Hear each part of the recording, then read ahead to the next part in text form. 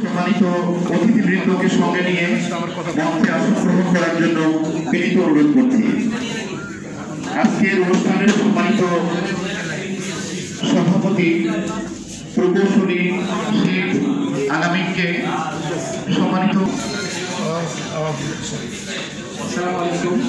আমি আলামিন থেকে বলবো, গেস্ট যারা স্টেজে আসবেন, ইঞ্জিনিয়ার আব্দুল হাসান, মোহাম্মদ আবুল কালাম আজাদ, প্রকৌশলী AM কামরুল ইসলাম, HM সুলতান আহমেদ, আমাদের আহ্বায়ক আনিসুজ্জামান ভাই, আপনাদেরকে স্টেজে আসার জন্য অনুরোধ করছি।